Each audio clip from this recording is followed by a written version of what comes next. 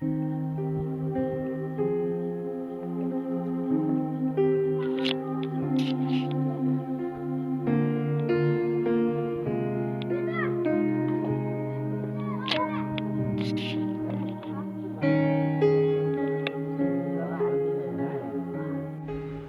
कंधमाल ज़िले के एक आश्रम स्कूल में पढ़ती थी।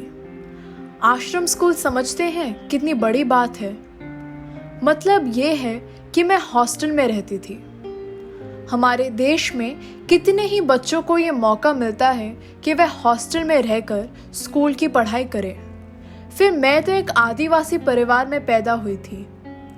मुझे अपने आदिवासी होने पर कोई शर्मिंदगी थोड़ी थी, बल्कि मुझे तो अभिमान था। अब तो देश की राष्ट्रपति पद पर भी एक आदिवासी महिला है, वो भी मेरे ही राज्य की है। लेकिन ये बात तो सच है कि पढ़ाई लिखाई के बारे में हमारा समुदाय उतना आगे नहीं बढ़ पाया है जितना आगे बाकी समुदाय बढ़ चुके हैं या फिर बढ़ रहे हैं। मेरे माँ बाप को इस बात का एहसास था कि हमें भी मुख्य धारा में शामिल होना है।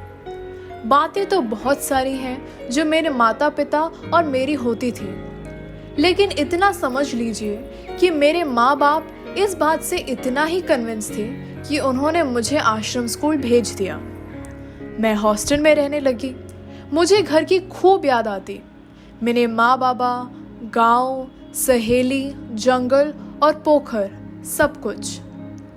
मैंने निश्चय कर लिया था कि मैं गांव ज़रूर लौट जाऊंगी, लेकिन कुछ बन जाने के बाद मुझे लगातार ये बताया गया था कि पढ़ लिख कर आप जिंदगी में कुछ बड़ा हासिल कर सकते हैं।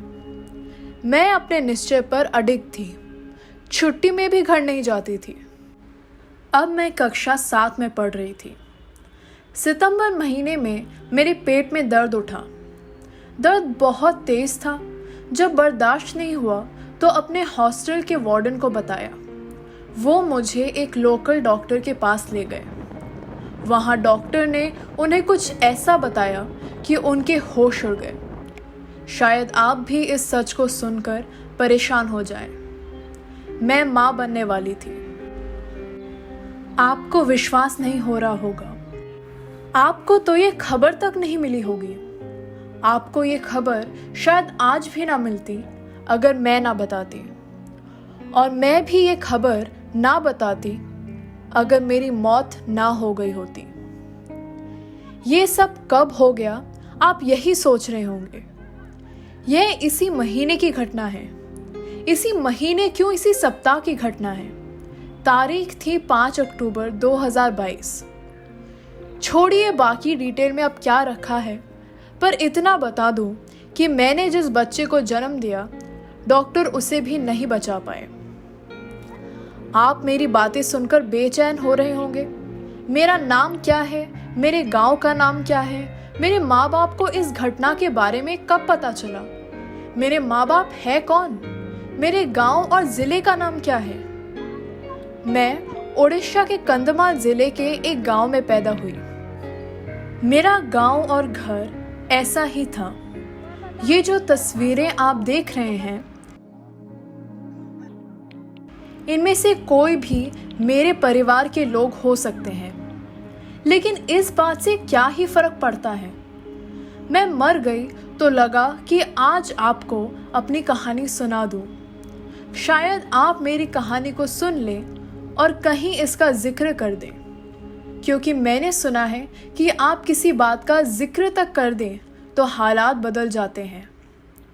मैं ये सहानुभूति के लिए नहीं कर रही हूँ, क्योंकि अब तो मुझे किसी की सहानुभूति से क्या ही फर्क पड़ता है। मरने से पहले मैं दर्द से बहुत तड़पी थी। लोग कहते हैं उम्मीद पर दुनिया कायम है। मैं तो मरकर भी उम्मीद नहीं छोड़ना चाहती, इसलिए आपसे कह रही हूँ।